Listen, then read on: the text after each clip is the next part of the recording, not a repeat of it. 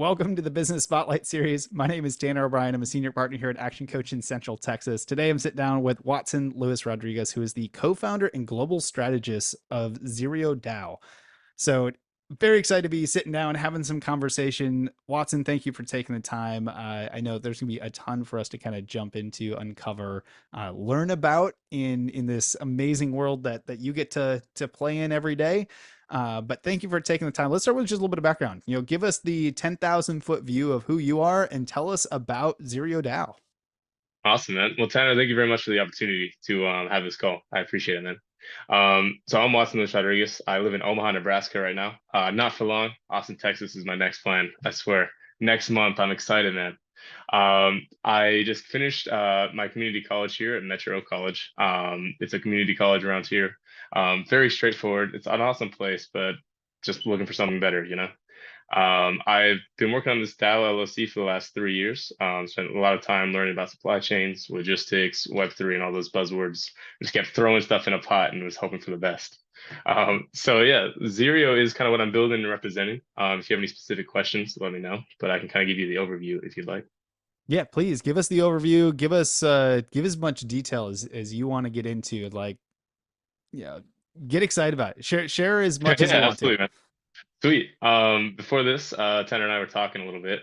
So he was raised in Iowa in the Midwest, and I live in Omaha. He now lives down in Texas. So I can kind of give you a use case and kind of explain a little more about the importance of it. So just giving you that little bit of context, we are Zirio Dao, so we're building a package delivery marketplace. So any individual entrepreneur around the world can deliver any size package based off of their capabilities from location A to location B, and they get paid through a bilateral smart contract and crypto. So essentially, we're creating the world's first utilization of crypto services into the real world. So I mentioned where he's from because if he would like to send a package to his parents, who may or may not live in Texas, and I happened to be going through Iowa to be seeing my dad, I could pick up a package from his original location. So if he wanted to get it picked up from his house, I can go pick it up from his house. We'd agree on a rate that, let's say I make $50 through Ethereum, so through a crypto, to drive down the same path that I was planning on going anyways. I would simply just pick it up from him, use the extra space in my car, use the extra space in my backpack, whatever, use my truck, hey ho, maybe a U-Haul, for instance. And I would just, go the same way that I was planning on going. I still anticipated going that direction. And through that, as I continue to go down there, on-chain geolocation services would provide the GPS tracking of my location and whereabouts. So he doesn't have to trust that I am stealing his package when he can verify with authenticity that I'm going from his house to his family's house to drop off the gift from, Christmas, for instance, for the drop off the Christmas gift. Um, as I proceed to make my way down there, I can stay in contact with him, make sure everything's all good. Tell him, hey, I'm going to take a break here. I need, 20 minutes off to go to the gas station, get ready, freshen up a little bit, and just proceed my way. Um, when I get down there, I can either meet up with his parents or have his parents meet up with me. It's honestly up to him and his parents. I'm perfectly content nonetheless because I'm moving down there anyways, same area, same place. So once I hand off the package, they can either his parents or Tanner can verify that that his package has been delivered. So they can either verify and sign the transaction on the blockchain itself, or you can, Tanner. And through that, I just made $50 through Ethereum. We just signed a contract, and we have immutable proof. Neither of us have to trust Ziriodao, but we can trust the blockchain that verifies that the location has been the package delivery has been complete. So that is just a small idea of what we do. You can kind of see this a lot smaller with phones or devices or, just literally any commerce to industrial size goods. So let's say he has cousins. I can give you another example. Sorry. Let's say he has cousins in San Diego who happen to own a big, I don't know, a lumber company, and they want to get this. They want to pick up Colorado fresh logs for whatever reason. I don't know much about trees, but apparently they're really freaking cool in Colorado. So let's say I have a certified CDL trucker in the US and I want to make $3,000 instead of just $50. I can still do the exact same process, however, have my legal entity backing me up as a delivery driver. So I can pick up tons. I'm not a log man, so I don't know how much tons are in terms of trees, in terms of logs from Denver, Colorado, and ship it down to San Diego. So it goes from very small items to very large industrial goods, and that can is also international. So any material good, any industrial equipment, anything can go from country A to country B. Obviously, there's like legal compliance, and then obviously there's taxation between borders and all that good stuff. So yeah, the reason we are starting in North America and South America is for a few existing trade agreements. There are specific countries where we'd like to kind of grow and expand initially. But yeah, Tanner, that's what I do. I love the examples. I mean, that to me that made it like super clear in easy to understand in kind of a bite-sized way. So I appreciate that. There's clearly going to be a lot of implications on how this can be used both in business to business and business to consumer and even consumer to consumer, as you had mentioned, kind of that first example. As you continue to grow out and develop, what do you see as kind of the first major adoption? Do you see it being more kind of businesses are going to jump onto this first? Do you see it being, more just the individual kind of consumers doing kind of some one-off stuff to get started? Where do you see the primary part of the growth curve with this technology? Certainly. Um, so I'm moving down to Austin, Texas for a very specific reason. There's a lot more Web3 native users who love crypto around there. I don't know if you go to like meetup.com, you can see hundreds of just crypto meetups.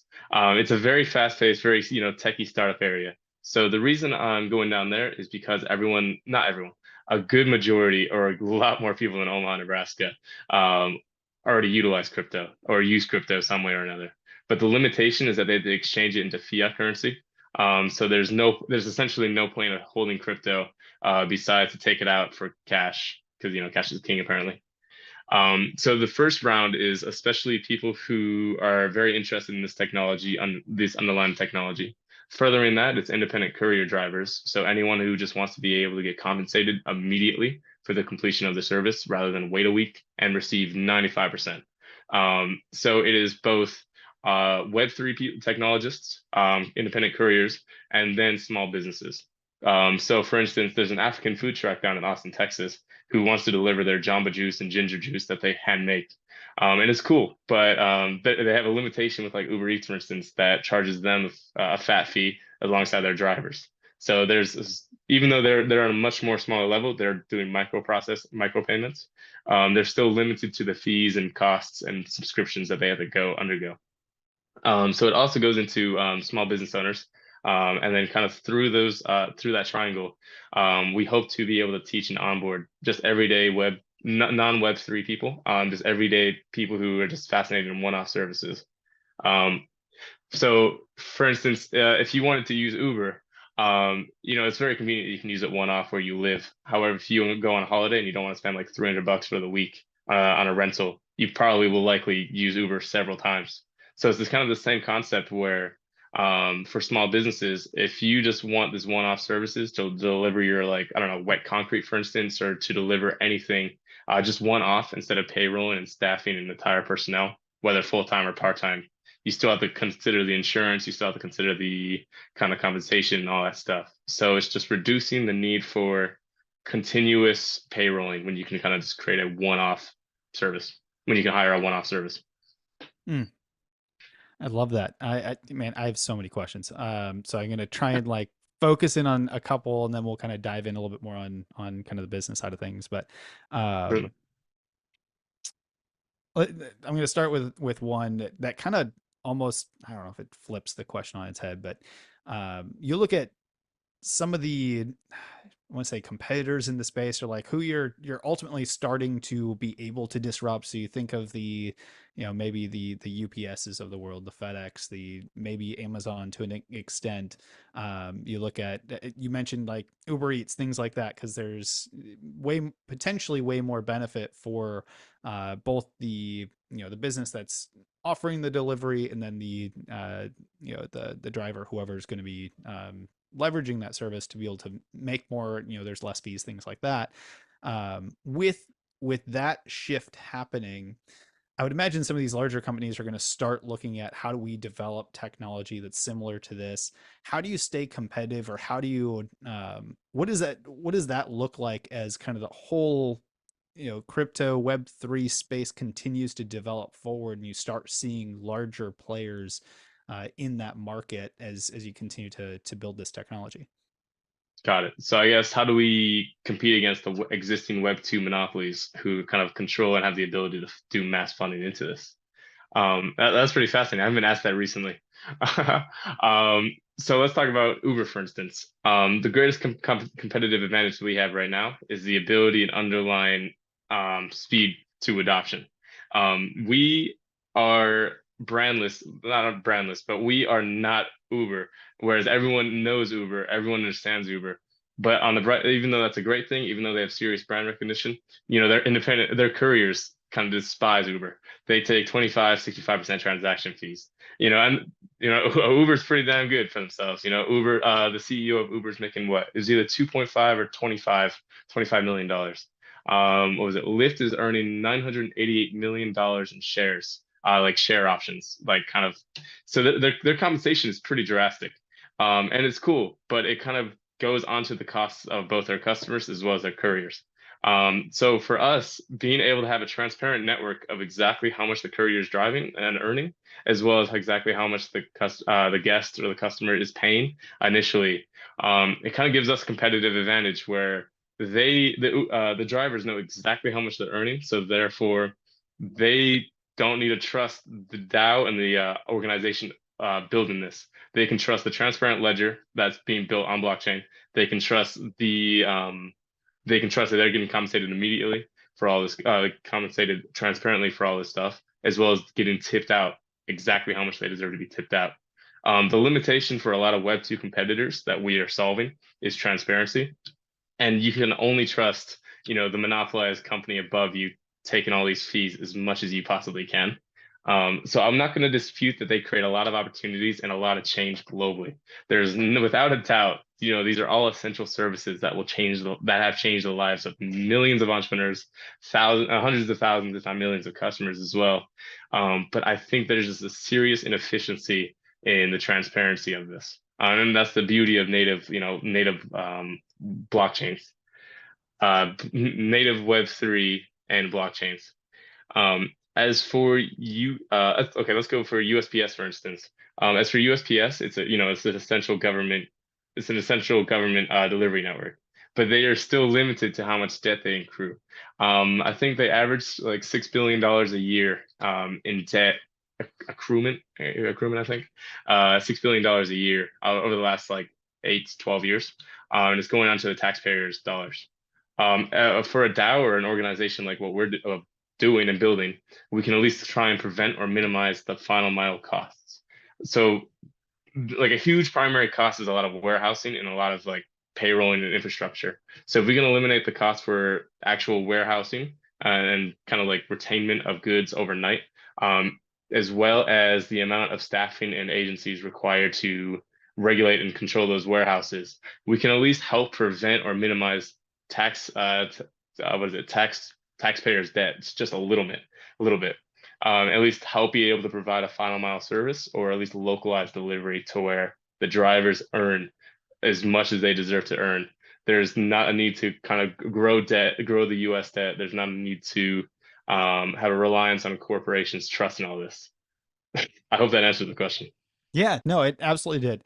I'm gonna kind of go down a rabbit hole. So tell me if I'm like way off base or if I need to kind of shift my thought pattern. But I want to take kind of let's take Uber Eats as an example, and you look at companies like Uber, and especially over the last few years, a big thing that they've kind of needed to focus on is profitability. They've been a public company for a long time, hadn't always been making money. Got to get to profitability, and part of that, along with some of the inflation things, all of the other things that are happening, within the world today, we're seeing fees go up, we're seeing expenses go up to the end user, right? And we look at this kind of, what does this mean to me as an individual that needs a point A to point B delivery of some form, and these costs are going up, and you've got people that want to make more money while they're doing it and all that kind of stuff.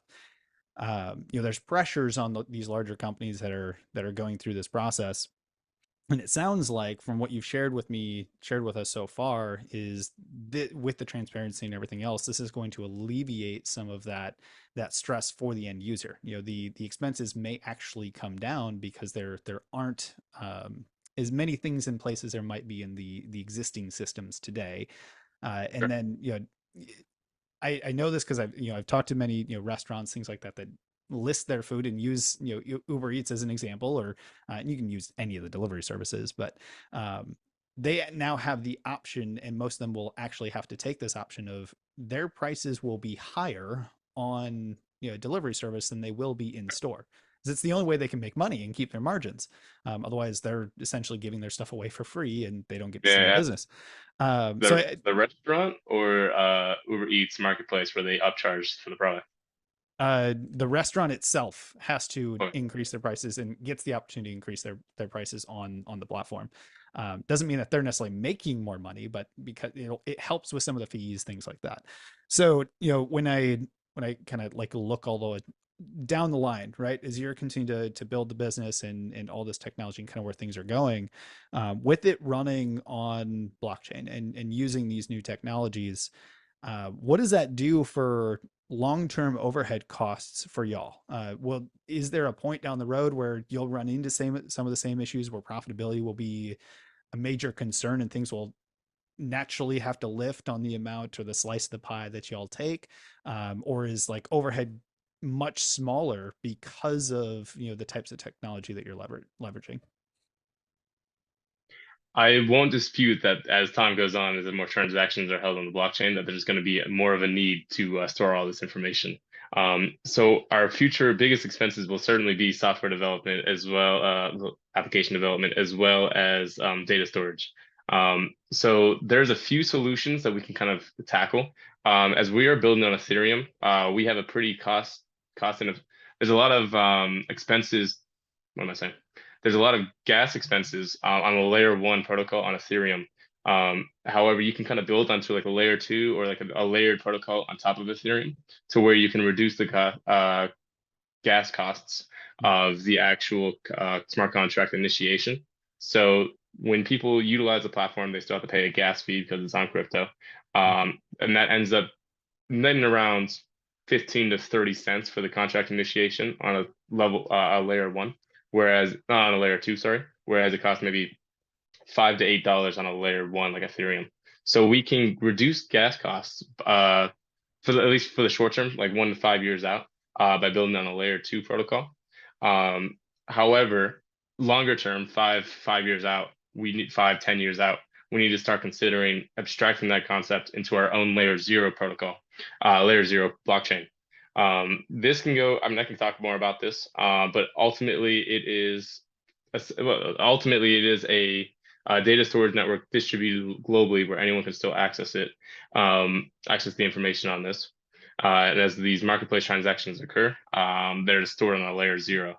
So for the layer zero, we are essentially creating our own blockchain. It is a fully decentralized courier protocol. This is a very intense concept to kind of grasp, at least in my perspective, for quite a while until we have the proper funding and capabilities to do so. But through this courier protocol blockchain, so decentralized courier protocol blockchain, um, any developer, so anyone can build a layer one on top of this, which essentially means anyone can build a peer-to-peer dual-sided marketplace. So a peer-to-peer or a dual-sided marketplace, which allows for developers to create their own forms of marketplaces. So they can either choose to create like a physical service. So like, okay, so either like a physical service or commerce platforms or like delivery services. And they develop it regionally to their interests. So I started with service work. So if I wanted to be a concrete construction worker, I could utilize this layer zero blockchain to grow my portfolio of completed transactions. If I wanted to deliver commerce, I could, ship out and sell phones around the world and again, store my portfolio of transactions on this blockchain. Or if I wanted to deliver something from A to B, again, what I'm building, I could do that on this layer zero. So the focus would be to build a layer zero protocol where any entrepreneur globally can start and kind of build any developer or entrepreneur globally can build on this layer zero blockchain. And through that, additional smart contracts can be created, additional layered protocols can be created, and any kind of entrepreneur can regionalize or localize their businesses. So that is certainly going to be expensive. However, as we continue to get more reputability and kind of and more of a social movement established, I think this can be seen as a lot more of an alliance or allegiance to crypto as a long term suitable approach to just everyday usage. So this is where other developers can collaborate, other entrepreneurs, other funds, other businesses can collaborate, utilize a fully decentralized protocol, blockchain, and then they can kind of expand on this themselves. Through that, it allows for people to opt into creating their own storage systems and create their own nodes to store this information and calculate the transactions on the blockchain. So anyone around the world can ultimately expand on this. So we are I'm not trying to sound cheap in the future, but I'm saying we can kind of rely on teamwork and kind of socialize focus on communal development for these kind of marketplaces to help us reduce costs compared to a lot of centralized monopolies who have to store this information for themselves because this is doing it for themselves. Whereas we are building it more so as a social movement and as a public organization where anyone can become owner of this. Through a shared means of blockchain. Very cool. I love that. It's fun to just kind of go down, that path a little bit and just like chat about it because it gives context, especially knowing that the vast majority of those that are gonna see this recording later on, the audience is primarily business owners, entrepreneurs. So being able to kind of connect the dots between kind of the traditional business sense of things and how all of it fits together, almost demystify some of the the buzz around kind of Web3 and everything else that's going on today. So let's talk briefly about kind of the business itself before we kind of jump into a few rapid fire questions. I know I could sit here for like literally 2 hours and just like really dive into things, and I want to be Sure. respectful of time. So where y'all at in the business life cycle so far? I think when we were talking at the very beginning, you mentioned kind of still in startup phase. Are Yeah. you actively recruiting investors? Do you have kind of the system launched at this point where you can actually start leveraging it? Where are y'all at in the overall life cycle of the business so far? Yeah, certainly. So I guess funding related, we are in our second rounds. We're aiming for 200,000. We've previously raised 35,000. That is for the use of hiring senior developers who can who can complete the fully functional marketplace. Sorry. However, we have a team of 12 working on this. We have 6 people working full time on this already. So the marketplace and application is being developed nonetheless, but having seasoned and senior developers can make this a little easier. Uh, as for the operations and marketing plans and strategies, again, I'll be moving down to Austin next month, so we will be primarily focused on growing down there. This is where I'll be attending these events, and this is where I previously attended a lot of events. I don't know if you've heard of Permissionless or Consensus in Austin, Texas. But I just came back from those representing the DAO. I just came back from Croatia, San Francisco, LA, previous to that, Denver, and a bunch of other little places to represent the DAO. So marketing and kind of campaigning, it's kind of going already. We are close to 80% completion of the marketplace itself. As our website is the full marketplace, we're going to keep that kind of in development. However, we do have some docs and extra information, white paper, pitch deck, all that good stuff. So we have essentially all the usual essential requirement information for a startup. But yeah, we also have a formalized partnership. We are formalizing a business partnership with a logistic company in Mexico, as well as formalize a proper business relationship with an African food truck. That's why I gave you the use case of it down in Austin, Texas, for the juices itself. So there's small business partnerships that we're aligning and small business partnerships that we're creating. We've already formalized a few digital partnerships. I can go in depth about that as well if you'd like. But yeah, we're formalizing partnerships. We formalized business partnerships. We're working on development. We have a team of 12 seeking out 200K. Am I missing anything? Social media, we're doing pretty damn good. Awesome. Well, I mean, my next question was going to be around marketing, and I think you just hit on some key components of that. But it sounds like partnerships is a big one, just in general, to kind of get some things out there, start, get that first phase of everything launched and rolling. Um, when you look at, I don't know, maybe a percentage split of kind of where focus is uh, focus for raising funds and focus for partners, consumers, kind of the what the um, ideal client, that's not the right word, but customer, the end user, right? Um, Percentage wise, where's kind of the focus in the business today? Is it more towards how do we market and get in front of the right investors to allow us to build this, or is it spending more time focused on how do we get this out in the marketplace as soon as we're ready to have it all ready to go?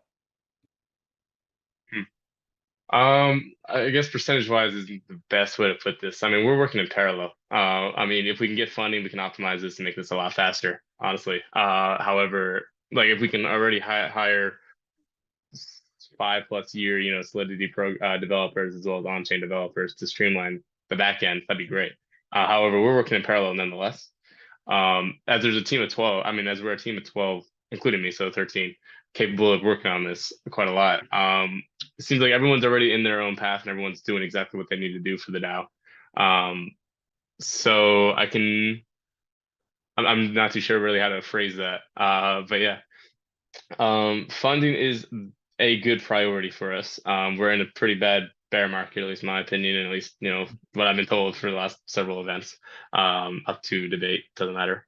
Um, but yeah, I mean, nonetheless, I mean, we're going to develop this. I mean, money or not money, like having funds or not having funds doesn't change what we're going to build and to change them, the social implications. That is just kind of like an analytical statistic for the important, for like, I guess, social reputation. So whether we say we have 5 million or 200,000 doesn't change the fact that we're building this for the sake of enabling entrepreneurship globally. That might just be me sounding cheap, but hey, fuck it. Well, it's a good it's a good reminder that having funds, having money, all that kind of stuff. I mean, while the mission and what's going to happen isn't going to change, what it does allow is it allows for speed and acceleration. Sure. You can do things faster when everybody can pay the bills, versus stressing Absolutely. over things and having to work on different things in their lives, etc. So I love that. All right, so I do want to be respectful of time. I know we've been running fairly long on this one because it's just been so much fun to jump into.